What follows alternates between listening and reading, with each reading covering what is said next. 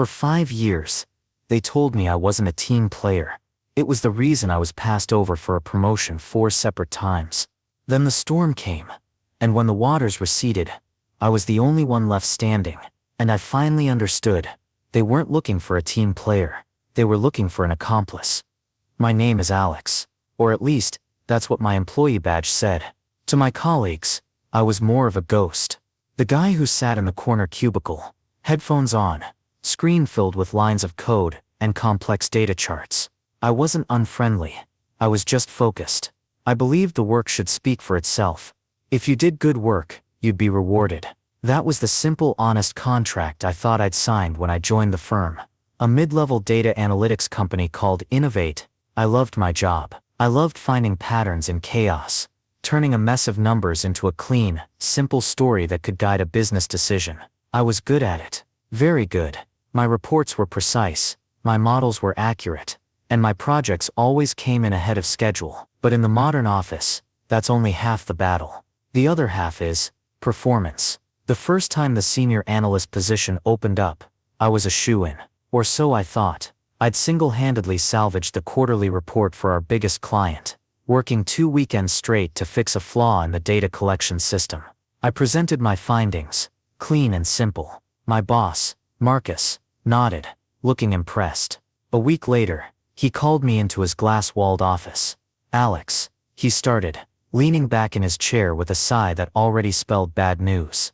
"Your work on the quarterly report was phenomenal. Truly top tier." I felt a small spark of hope. "Thank you, Marcus. I put a lot into it." "I know you did," he said, steepling his fingers. "But we've decided to give the promotion to Chad." My stomach dropped. Chad. Chad was the office golden boy. He had a great smile, a firm handshake, and a laugh that echoed through the hallways. He spent more time networking by the coffee machine than he did at his desk. His reports were notoriously sloppy, filled with flashy graphics that hid a lack of substance. I often had to quietly fix his errors before they went up the chain. I struggled to keep my voice even. "May I ask why?" Marcus shifted, looking uncomfortable. "It's a leadership role, Alex. It's about more than just the numbers. Chad really knows how to rally the team. He's a people person. We need a leader who fosters synergy, who is, well, a team player." A team player. That was the first time I heard the phrase. It stung, but I took it as feedback. Maybe I needed to be more social. I started leaving my headphones off. I tried to join the conversations about weekend plans and sports, but the small talk felt like a foreign language. I went to the mandatory Friday happy hour once. I stood in a corner, nursing a warm beer, watching Chad hold court, telling some loud story and slapping Marcus on the back. I felt more isolated in that crowd than I ever did alone at my desk. I left after 20 minutes. A year later, the second promotion came up. This time, I had co-led a massive project with Sarah, the department's social butterfly. I built the entire analytical framework from scratch, the engine that made the whole project work. Sarah's contribution was designing the presentation slides and organizing the team lunches. At the final presentation, she did most of the talking, using the notes and key points I had written for her. The promotion went to Sarah, Marcus's office. Again, the same chair, the same practiced sigh. "Alex, your technical skills are unmatched. No one disputes that." "Then what is it this time, Marcus?" I asked, a bit more firmly than before. "Sarah has incredible soft skills," he explained, as if it were a rare mystical power. "She builds bridges. She makes people feel heard. The team dynamic is crucial. We need someone who is, you know, a real team player." The phrase felt like a slap. I wanted to scream. Her bridges are built on my foundations. The team feels heard because she's repeating my words. But I just nodded. I swallowed the bitterness and went back to my desk. The ghost in the machine. The third time was a year and a half later. It was for a newly created role, lead strategist. I had practically designed the job myself. I wrote a proposal outlining how we could use predictive analytics to get ahead of market trends, a new revenue stream for the company. I built a working prototype on my own time. I presented it to Marcus, and he was ecstatic. He took the proposal to the board, and they loved it. They approved the new position immediately. I was certain this one was mine. It was my idea, my work, my vision. They gave it to Kevin. Kevin, Marcus's sycophant. His only discernible skill was agreeing with Marcus in meetings, and laughing the loudest at his jokes. Kevin didn't know the first thing about predictive analytics. This time, my meeting with Marcus was tense. The fake sympathy was gone from his eyes, replaced with a flicker of annoyance. "I don't understand, Marcus," I said, my voice tight. "This was my project." "You laid a great foundation, Alex." "Absolutely," he said, his tone dismissive. "But Kevin has shown real initiative in taking on leadership responsibilities. He organizes the team-building exercises, the charity bake sale. He's the glue that holds the team together. He's a team player. You're more of a lone wolf." "My lone wolf work is about to make this company millions," I shot back, a flash of anger in his eyes. "Your attitude is a perfect example of what I'm talking about, Alex. It's not just about you, it's about the team." I walked out of his office that day with a cold, hard knot in my stomach. The bitterness had crystallized into something else, something colder: resignation. I gave up on the idea of climbing the ladder. I decided to just do my work, collect my paycheck, and look for another job when I had the energy. The problem was, I was tired. Tired of the game, tired of the politics. So I stayed. I kept my head down and worked. I watched Kevin stumble through his new role, coming to me in secret, asking for help with the complicated number stuff. I helped him, not for his sake, but because I couldn't stand to see my own project fail. He'd take my solutions, present them as his own, and get a pat on the back from Marcus. And I'd go back to my cubicle. The fourth and final denial was the one that broke me. A senior management role opened up, overseeing the entire analytics division. It was the big one. I knew it was a long shot, but I applied anyway. My performance reviews were stellar. My project success rate was perfect. I had more experience, and a better track record, than anyone else in the department. They didn't even give me an interview. They hired someone from outside the company. When I found Marcus to ask why, he wouldn't even let me in his office. He met me by the water cooler, his arms crossed. "Look, Alex," he said, his voice low and impatient. "I've told you 4 times. You are not a team player. You don't fit the culture. It's not going to happen. It's time you accept that." He walked away, leaving me standing there, humiliated. The entire office had heard. I could feel their eyes on me, the whispers, the pitying looks. That night, I went home and updated my resume. I was done. I swore I was done. And then 2 weeks later, the storm hit. It started as a rumor, a whisper on a financial news blog. "Innovate under scrutiny for accounting irregularities." The next day, it was a headline in a major newspaper. "Federal investigators raid Innovate HQ." The stock price, which had been the source of so much company pride, didn't just drop. It fell off a cliff. The office transformed overnight. The fake laughter died. The cheerful chatter was replaced by hushed, panicked whispers. People were huddled in corners, scrolling through their phones, their faces pale. The team that Marcus had so carefully cultivated began to dissolve. Chad was the first to go. He sent a company-wide email at 9 a.m. on a Tuesday, pursuing an exciting new opportunity. "Wish you all the best." He was gone before anyone could reply. He had seen the first crack in the ship, and jumped into the first available lifeboat. Sarah was next. She cried at her desk for an hour,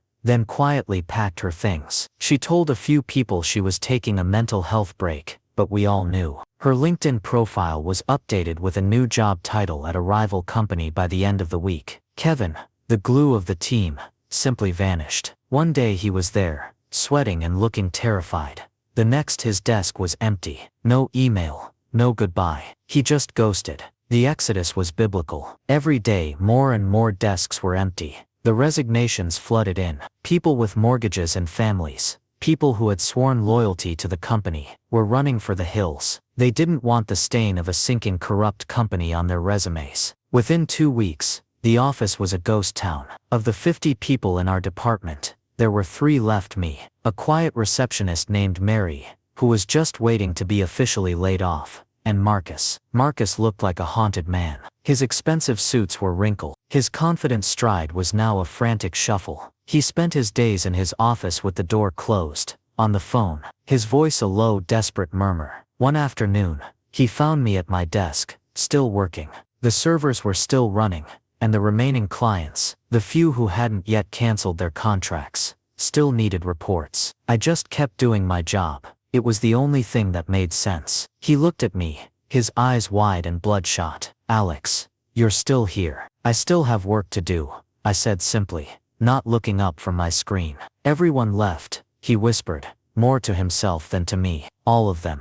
Chad, Sarah, Kevin, the whole team. They just abandoned ship. I finally looked up at him. The irony was so thick, I could have choked on it. They were your team players, Marcus, not mine. He flinched, then seemed to crumble. He slumped into the empty chair at Chad's desk. I don't know what to do, Alex. The feds have frozen everything. They're asking for years of financial data, project records, everything. The IT guys they sent are useless. They don't understand our proprietary systems. It's a mess, a total nightmare. I just looked at him. For the first time, I saw him not as my boss, but as a cornered animal, frightened and weak. I need your help, he said, his voice cracking. You know the systems better than anyone. You're the only one who can make sense of this data for them. If we cooperate, maybe we can salvage something. Maybe the company survives. Maybe we survive. And that's when I saw it. The opportunity. It wasn't about saving the company. It wasn't about helping Marcus. It was about the truth. For 5 years, I had been the ghost in the machine. Now the machine was broken, and I was the only one with the tools to fix it, or to take it apart, piece by piece, and see how it really worked. Okay, Marcus, I said slowly, a cold, calm feeling spreading through me. I'll help you. I'll get them the data they need. A wave of relief washed over his face. Thank you, Alex. Thank you. I knew I could count on you. You're a good man. I didn't reply. I just turned back to my screen. He didn't realize what he'd just done. He hadn't asked for my help. He had given me the keys to the kingdom. A kingdom I was about to burn to the ground. The days that followed were surreal. The office was an echo chamber of my own footsteps. The silence was absolute. I told the federal investigators, a pair of grim-faced accountants, that I would need unrestricted access to every server, every archived file, every byte of data the company had ever produced. Marcus, desperate, signed off on it immediately. Give him whatever he needs, he'd told them. And so I began to dig. I wasn't just looking for the accounting irregularities the news had reported. I was looking for everything.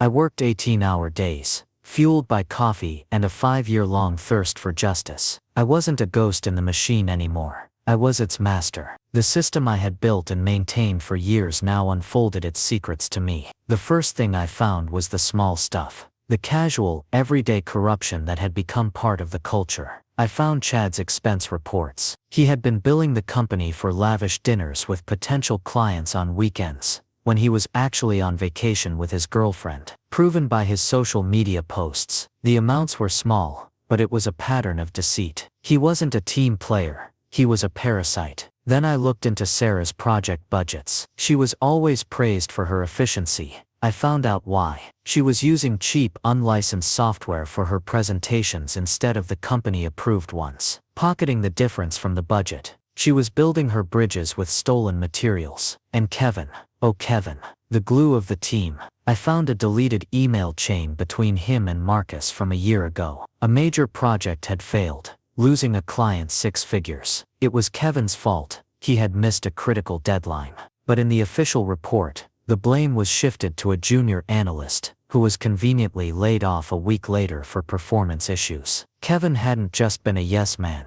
He was a hatchet man, willing to sacrifice anyone to save himself. This was the team Marcus had built. Not a team of collaborators, but a conspiracy of mediocrity, all covering for each other, all held together by a shared grubby little secret of their own incompetence. And they had called me the outsider. But this was just the appetizer. I knew the main course was still waiting for me. The federal investigation was focused on a massive multi-million-dollar fraud scheme, and I was getting closer. I found a hidden partition on the main accounting server. It was encrypted with a level of security I had never seen before. It took me 2 full days, writing custom code and running brute force attacks, but I finally broke through. And there it was, a second set of books. It was beautifully simple in its wickedness. For every legitimate contract, a second, phantom contract was created. Funds were siphoned off, little by little, into a holding company I'd never heard of. Synergy Holdings. Synergy.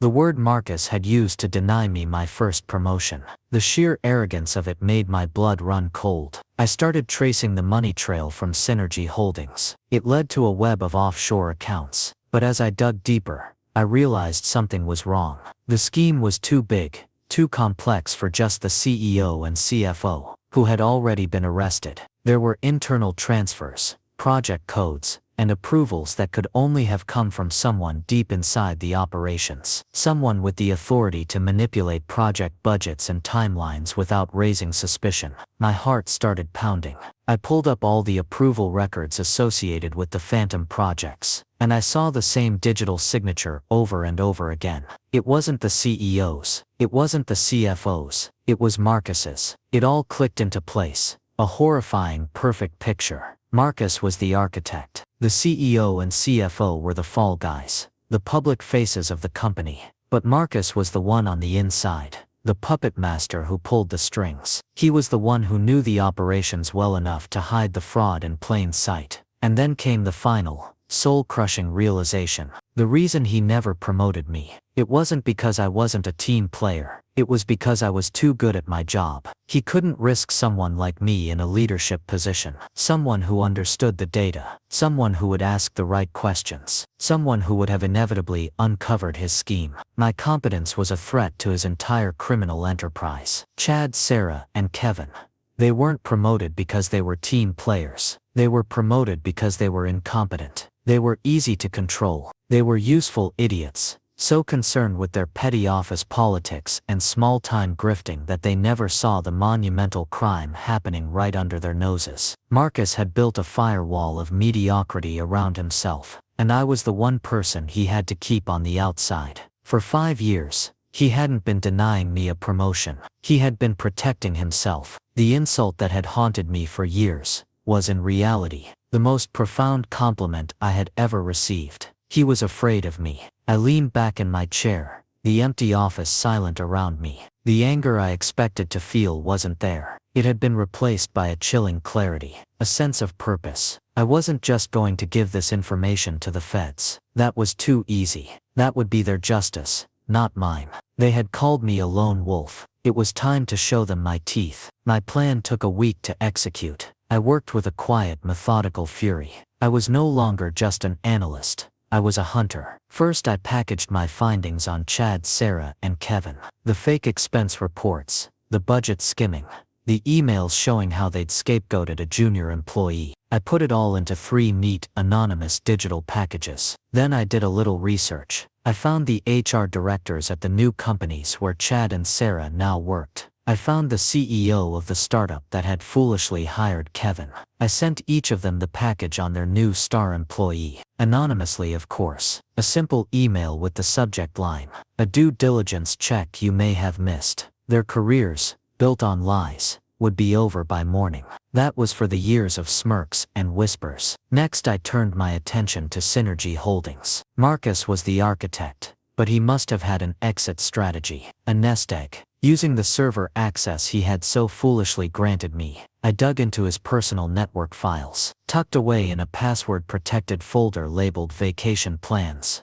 I found it. Scanned documents for a bank account in the Cayman Islands. The account held millions. The stolen profits from his scheme. And most importantly, I found the wire transfer protocols and security credentials. He had left his escape hatch wide open. I didn't take the money. That wasn't the point. I just wanted to lock the door behind him. I spent a few hours writing a complex script. With a single click, it would trigger a series of micro-transfers, sending pennies to thousands of random defunct accounts across the globe, while simultaneously flagging the main account for international money laundering. The account would be frozen, locked in a legal and bureaucratic nightmare that would take years, if not decades, to unravel. His golden parachute would become a lead weight. The final piece was Marcus himself. He'd been coming to the office less and less, looking more and more haggard. He was clearly preparing to run. I knew he'd have to come back one last time to tie up loose ends,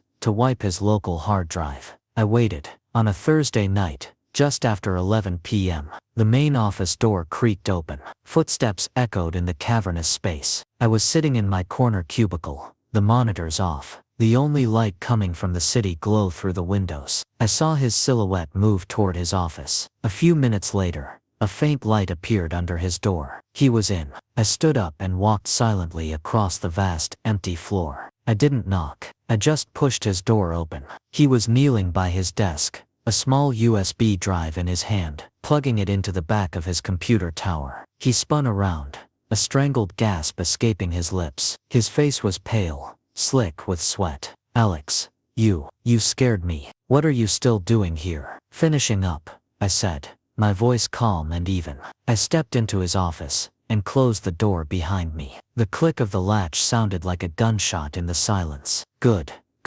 he stammered, trying to regain his composure. "The feds are happy with the data you pulled, you know. You really saved us." "I found everything, Marcus," I said. The fake smile on his face froze. What are you talking about?"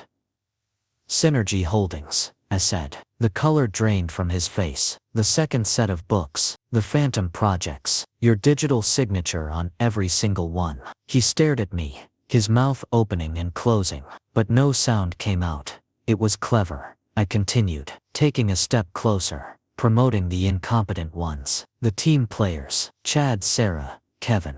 They were like static, weren't they? Just enough noise to distract everyone from what you were really doing. And me, you had to keep me out, because I could see the patterns. That's my job, after all." He finally found his voice, a desperate whisper. "Alex, listen to me. You don't understand. I can explain. I can cut you in. There's enough for both of us. We can walk away from all of this."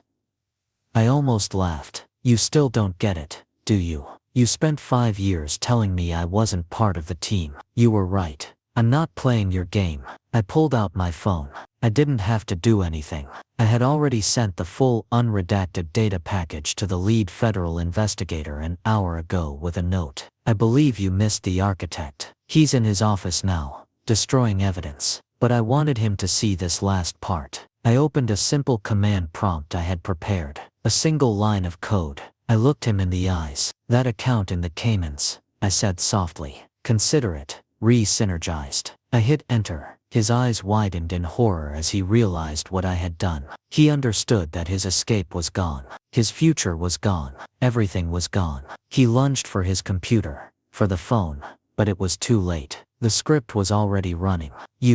He seethed, his face contorted in a mask of pure hatred. "You were never a team player." "No," I said, turning to leave his office for the last time. "I wasn't. I'm a lone wolf, and you're what I caught." I walked out, leaving him there, a broken man in his glass cage. As I crossed the empty office, I heard the distant wail of sirens growing closer. I didn't look back. The aftermath was swift. Marcus was arrested that night. The story exploded. The mastermind had been hiding in plain sight. Chad, Sarah, and Kevin were all fired from their new jobs in disgrace. Their small-time cons exposed. They became footnotes in a much larger scandal. My role in it all remained anonymous. The feds credited a confidential informant inside the company. No one ever knew it was me. The ghost in the machine had done its work and faded back into the shadows. A few months later, the firm that was brought in to liquidate Innovate's assets and manage its few remaining contracts reached out to me. The lead partner, a woman with sharp, intelligent eyes, had seen the work I had done to unravel the fraud. "The data you compiled was a work of art,"